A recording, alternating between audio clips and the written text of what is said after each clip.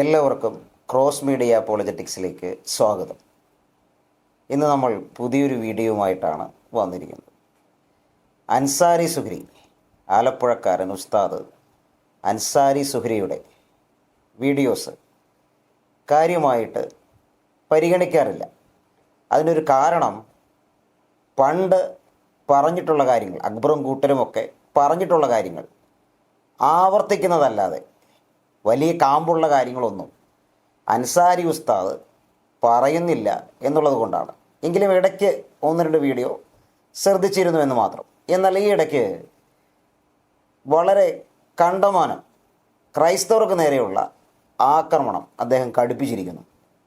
P C ജോർജിനോടുള്ള ബന്ധത്തിൽ P C ജോർജിന് മറുപടി പറയുമ്പോൾ ക്രൈസ്തവ വിശ്വാസികളെ മുഴുവൻ അൻസാരി ഉസ്താദ് വെല്ലുവിളിച്ചിരിക്കുകയാണ്. എന്ന് പറഞ്ഞാൽ, ഇന്ത്യ മഹാരാജ്യത്തിന് ക്രൈസ്തവർ എന്തെങ്കിലും സംഭാവന നൽകിയിട്ടുണ്ടോ? സ്വാതന്ത്ര്യ സമരത്തിൽ പങ്കെടുത്തിട്ടുണ്ടോ? മറിച്ച് ഞങ്ങളാണ് ഇന്ത്യ ഉണ്ടാക്കിയത്, ഞങ്ങൾ ഇവിടുന്ന് പോയാൽ ഇന്ത്യയില്ല. ഇതാണ് ഇദ്ദേഹം പറഞ്ഞു വയ്ക്കുന്നത്. അതിൻ്റെ കൂടെ അദ്ദേഹം പറയുന്നൊരു കാര്യം, ക്രൈസ്തവർക്ക് വിൻസ്റ്റൺ ചർച്ചിലിൻ്റെ വൈഫിൻ്റെ, പെണ്ണുമ്പിള്ളയുടെ അണ്ടർ ഗാർമെൻറ്റ്സ് അല്ലാതെ മറ്റൊന്നും അവകാശപ്പെടാനില്ല എന്നാണ് അദ്ദേഹം പറയുന്നത്. അല്ല പി സി ജോർജ്, ഈ നിങ്ങളുടെ കൂട്ടക്കാരെങ്കിലും ഇന്ത്യ മഹാരാജ്യത്തിന് എന്തെങ്കിലും സംഭാവന ചെയ്തിട്ടുണ്ടോ? ഞങ്ങളങ്ങനെ കുറെ നാളുകൊണ്ട് ആലോചിക്കാൻ എന്തെങ്കിലും ഉണ്ടെങ്കിലും ഒന്ന് പറഞ്ഞു കേൾക്കട്ടെ. ഈ വിൻസ്റ്റൺ ചർച്ചിലിന്റെ ഭാര്യയുടെ അണ്ടർ ഗാർമെന്റ് അല്ലാത്ത വല്ലതും എന്തെങ്കിലും ഉണക്കാനിട്ടത് തിരിച്ചെടുത്തുകൊണ്ട് പോകാൻ മറന്നതല്ലാത്ത വേറെ എന്തെങ്കിലും ഉണ്ടോ അവിടെ? തലയൊക്കെ ഇരിക്കുന്നു ഉടച്ചോനെ, നീ ചോദിക്കാം. അങ്ങനെ അല്ലാത്ത എന്തെങ്കിലും ഉണ്ടോ? ഉണ്ടെങ്കിൽ അത് പറയണേ. നിങ്ങൾ എന്താണ് ഈ രാജ്യത്തിന് വേണ്ടി സംഭാവന ചെയ്തത്? നാണമില്ലേ പി സി ജോർജ്? ചോദിക്കുകയാണ്. നാണവും മാനും ഉളുപ്പില്ലേ? ഞാൻ ആ വേഷത്തിന്റെ ആ പ്രധാനപ്പെട്ട തലപ്പാവെടുത്ത് മാറ്റിയതിനു വേണ്ടി ഈ ചോദ്യം ചോദിക്കാൻ വേണ്ടി ഞാൻ ഈ ഭാഷയൊന്നും ഉപയോഗിക്കാറില്ല. ഈ ഇത്തരം പദങ്ങൾ, അണ്ടർ ഗാർമെൻറ്റ്സ്, അതുപോലെ തന്നെ ഹൂറികൾ, കുതിരശക്തി, ഗുഹ്യഭാഗം, ഇതൊക്കെ ഉസ്താദുമാരുടെ പ്രധാനപ്പെട്ട പദങ്ങളാണ്, ഇഷ്ടമുള്ള പദങ്ങളാണ്. അതുകൊണ്ട് അതിലെനിക്ക് കുഴപ്പമില്ല. അത് നിങ്ങൾക്ക് പ്രയോഗിക്കാൻ ഏറ്റവും ഇഷ്ടമുള്ള പദങ്ങളാണെന്ന് അറിയാം. എന്നാൽ ക്രൈസ്തവരെക്കുറിച്ച് പറയുമ്പോൾ ഒരു പരന്ന വായനയില്ലെങ്കിലും ചെറിയൊരു വായനയെങ്കിലും അൻസാരി ഉസ്താദ് നടത്തേണ്ടതായിരുന്നു. ഒരുപക്ഷെ തുടർച്ചയായിട്ട് വീഡിയോസൊക്കെ ചെയ്യുന്നതിൻ്റെ ഒരു തിരക്കിൽ അദ്ദേഹം അത് വിട്ടുപോയതാകാം. കുറച്ച് കാര്യങ്ങളെങ്കിലും പഠിക്കണ്ടേ?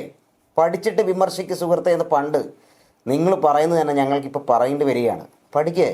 പഠിച്ചിട്ടല്ലേ കാര്യങ്ങൾ പറയേണ്ടത്.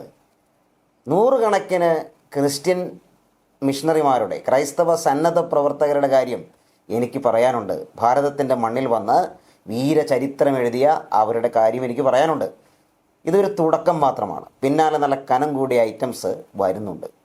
ബെഞ്ചമിൻ ബെയ്ലിയെ അറിയാമോ അൻസാരി ഉസ്താദെ?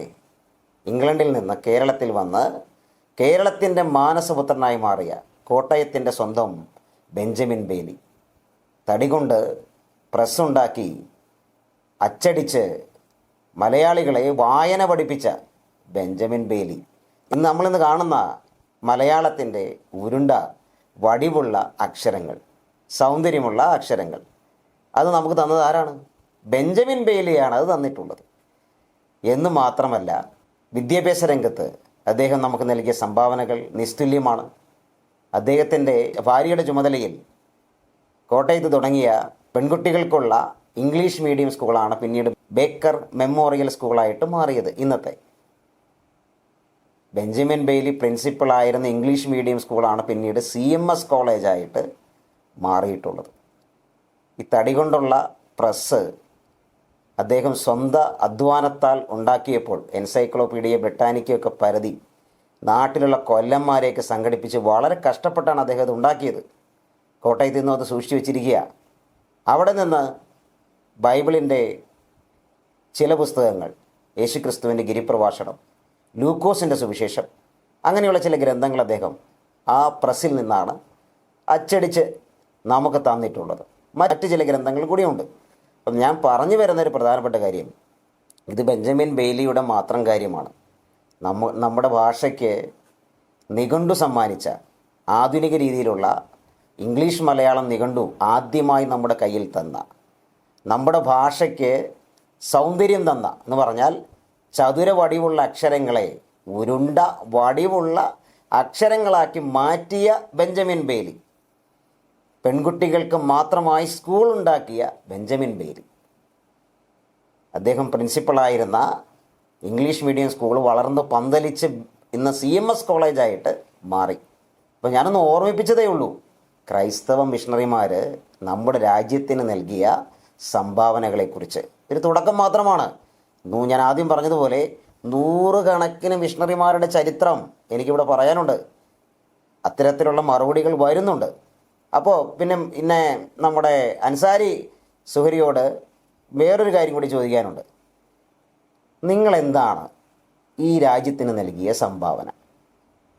ഈ രാജ്യത്തെ നിങ്ങളങ്ങ് ഉണ്ടാക്കിയത് നിങ്ങൾ തന്നെയാണെന്നാണല്ലോ നിങ്ങൾ പറയുന്നത്. അറിയാനൊരു കൗതുകമുണ്ട്, അതുകൊണ്ടാണ് ഈ ചോദിക്കുന്നത്. എന്താണ് നിങ്ങൾ നൽകിയ സംഭാവന? അങ്ങ് വലിയ വായിൽ പറയുമ്പോൾ എന്ന് പറഞ്ഞാൽ വലിയ ആവേശത്തോടെ ഞങ്ങളാണ് ഇന്ത്യ ഉണ്ടാക്കിയത്, ഞങ്ങൾ കരം കോർത്ത് പിടിച്ച്, ഹൈന്ദവരോട് കരം കോർത്ത് പിടിച്ച് ഞങ്ങളാണ് ഉണ്ടാക്കിയതെന്ന് പറയുമ്പോൾ വാര്യൻ കുന്നനെ പോലുള്ള ജിഹാദികളെ മനസ്സിൽ കണ്ടുകൊണ്ടാണോ അങ്ങിത് പറയുന്നത്? അതൊക്കെ ഇനി പറഞ്ഞു പോകേണ്ടതായിട്ടുണ്ട്. അതുകൊണ്ട് അൻസാരി സുഹരി ഇത്രമാത്രം മനസ്സിലാക്കുക, വിൻസ്റ്റൺ ചർച്ചിലിൻ്റെ ഭാര്യയുടെ അണ്ടർ ഗാർമെൻറ്റ്സ് തിരഞ്ഞു നടക്കാതെ മേടിച്ച് വെച്ചിരിക്കുന്ന പുസ്തകങ്ങൾ വായിച്ച് പഠിച്ച് കാര്യങ്ങൾ മനസ്സിലാക്കണം. ഇന്ത്യയുടെ ചരിത്രം എന്താണെന്ന് മനസ്സിലാക്കണം. കേരളത്തിൻ്റെ ചരിത്രം എന്താണെന്ന് മനസ്സിലാക്കണം. ക്രിസ്ത്യൻ മിഷണറിമാർ ഇവിടെ നൽകിയ സംഭാവനകൾ എന്തൊക്കെയാണെന്ന് മനസ്സിലാക്കണം. നിങ്ങൾക്ക് തിരസ്കരിക്കാൻ പറ്റാത്തതെന്ന് മാത്രമല്ല, നിങ്ങൾക്ക് സ്വപ്നം പോലും കാണാൻ കഴിയാത്ത നിലയിലുള്ള സംഭാവനകൾ ക്രൈസ്തവർ ഈ മണ്ണിന് നൽകിയിട്ടുണ്ട്. നിങ്ങൾക്ക് ചിന്തിക്കാൻ പോലും കഴിയാത്ത സംഭാവനകൾ. അതിലൊരു നീരസമുണ്ടെന്ന് ഞങ്ങൾക്കറിയാം. എന്തായാലും കാര്യങ്ങൾ പഠിച്ചിട്ട് വിമർശിക്ക് അൻസാരി ഉസ്താദ് എന്ന് പറഞ്ഞുകൊണ്ട് ഞാൻ തൽക്കാലം ഇതിനെ കുത്തിടും.